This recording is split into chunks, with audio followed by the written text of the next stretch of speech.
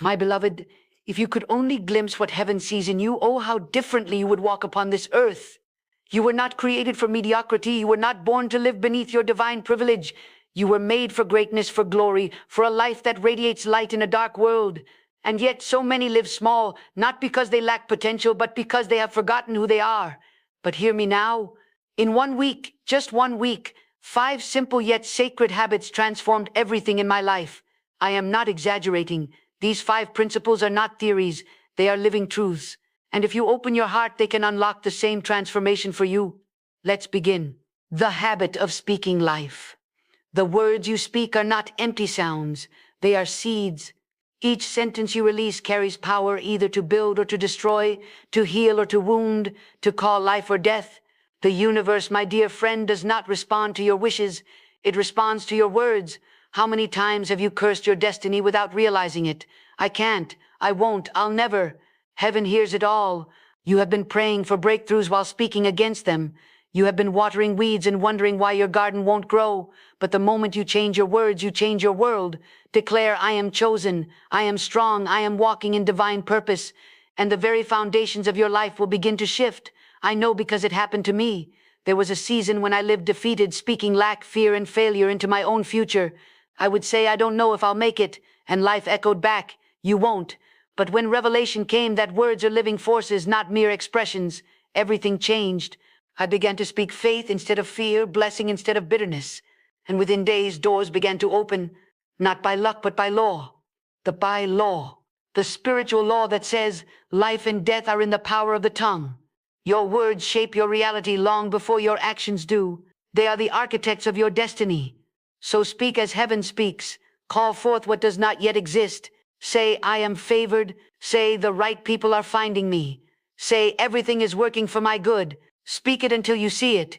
Because when you speak in faith, heaven moves in agreement. 2. The habit of daily surrender. You cannot receive with clenched fists. Many cry out for peace while holding tightly to control. But true victory is born in surrender. When I finally learned to say, Lord, I am yours, lead me, use me, something miraculous happened. The doors that were locked began to open. The weight I had been carrying lifted. I discovered that surrender is not weakness, it is worship. We live in a world that glorifies striving, but the kingdom of God operates on yielding. The more you release, the more He reveals. The moment you let go of control, heaven takes over. I remember a time when I was exhausted, fighting battles I was never meant to fight. I was praying hard but trusting little. Then in the stillness I heard God whisper, let go. At first I resisted, because surrender feels like loss, but in truth it is gain. When I laid my plans before Him, He replaced my confusion with clarity, my chaos with calm. Surrender means saying, God, I don't need to understand to trust you. It's choosing faith over fear, peace over panic. It's the posture of saying, your will, not mine. And that posture unlocks power. Because when you stop trying to force open doors, you make space for the ones God designed to open effortlessly. So today, release it. The worry, the fear, the timeline, let go. Because what you release in surrender, God redeems in strength. The habit of stillness. We live in constant noise, notifications, deadlines, chaos. We rush, we strive, we push, and we wonder why heaven feels silent. But God rarely speaks in the storm. He whispers in stillness. When I began the discipline of silence, 5 minutes, then 10, then more, I discovered something profound. The quieter I became, the louder His voice grew. Stillness is not inactivity, it is alignment. It is where your heart synchronizes with heaven's rhythm. In the hush of stillness, wisdom flows. Peace replaces panic. You stop reacting and start receiving. One morning, as I sat quietly, I heard within me, stop chasing what I've already appointed. That one sentence changed my entire direction. I realized I had been trying to manufacture outcomes God had already settled. You see, stillness doesn't mean you stop moving. It means you stop striving. It's when your soul rests in trust, and in that place, revelation comes effortlessly.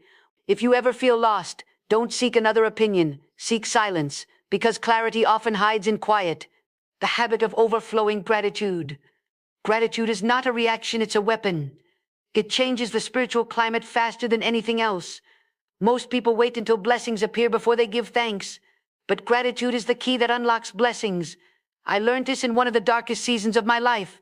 Everything seemed to crumble, and I found myself asking, God, where are you? And then I heard that gentle voice, "Have you thanked me?" It pierced me, because I hadn't. I had been so focused on what was missing that I had forgotten what remained. So I began small at first. "Thank you for breath. Thank you for a new day. Thank you for hope, even in the storm." And something miraculous happened. My situation didn't change instantly, but my spirit did. Gratitude shifted my focus from lack to abundance. It opened my eyes to see blessings that had always been there. Soon after, new doors began to open. Why? Because gratitude invites heaven's participation. It attracts divine favor. Gratitude doesn't just change what you see, it changes what you attract. I once met a woman drowning in despair. Nothing was working, she said. I asked her to write down 5 things she was thankful for each morning. She resisted at first, saying, "I have nothing," but she started. Days later, her heart softened. Weeks later, her life changed. Miracles are not always born from massive faith. Sometimes they are born from a grateful heart. So today, no matter where you are, say thank you for what you have, for what you lost, and for what is still on the way, because gratitude is the seed that multiplies blessings. The habit of bold action. Faith without works is dead. Vision without movement is only imagination. You can speak, surrender, and believe all you want, but at some point, you must step out. I call this the divine law of movement. Heaven backs the brave. There was a time when I had the dream but no courage. I prayed for signs, but fear held me hostage. One day I heard within me, "Act as if the promise is already yours." And I did. I started walking as if it had already happened, speaking as if it was done, moving as if the door was open. And when I did, heaven moved. Opportunities appeared. Divine connections aligned, because God meets you at your movement. Bold action doesn't mean recklessness. It means obedience in motion. It's taking the next step, even when you can't see the full path. You may say, "But what if I fail?" Oh, my dear friend, what if you fly? Fear whispers, "What if it doesn't work?" Faith replies, "What if it does?" Every great breakthrough in history began with someone who refused to wait for perfect conditions. If you want to see what God can do, give him something to bless. My beloved, these 5 habits, speaking life, surrendering daily, being still, living in gratitude, and taking bold action, are not random. They are divine rhythms. They build upon one another. Speaking life changes your inner language. Surrender releases control. Stillness restores clarity. Gratitude renews your heart, and bold action manifests destiny. Together they form the blueprint for transformation. But hear me, these are not one-time acts. They are daily disciplines, small choices that over time reshape your entire existence. The power of alignment. Everything in your life flows from alignment. Your thoughts, your words, your actions. You can't speak faith while thinking fear. You can't surrender and still cling to control. You can't live in gratitude while complaining. Transformation is not about perfection, it's about alignment. Once I understood this, everything in my life began to synchronize. My prayers had power. My peace became unshakable. My purpose became clear. When you align with heaven's principles, you don't have to chase blessings. Blessings chase you. A young man once came to me, desperate for change. "Nothing works for me," he said. "I've prayed, I've tried, but my life is falling apart." I asked him, "Tell me, what do you speak each morning?" He looked down. "I say I'm tired, I'm broke, I'm unlucky." I smiled gently. "Then you are living what you are declaring." I told him to start speaking differently for 7 days. "No matter how you feel," I said, "speak only life."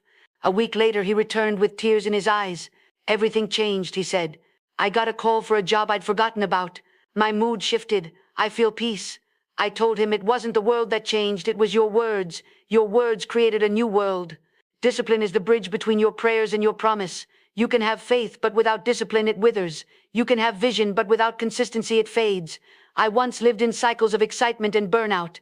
I'd start with passion, but stop when results didn't appear quickly. Then I realized discipline is doing what's right, not what's easy. It's praying when you don't feel like praying. It's showing up when no one notices. It's believing when evidence is invisible. The truly blessed aren't the most talented, they are the most consistent. If you sow daily discipline, you will reap divine destiny. When you feel like quitting, remember this: God honors persistence. Heaven responds to endurance. Miracles follow consistency. My beloved, transformation is not reserved for the chosen few. It's available to all who choose it.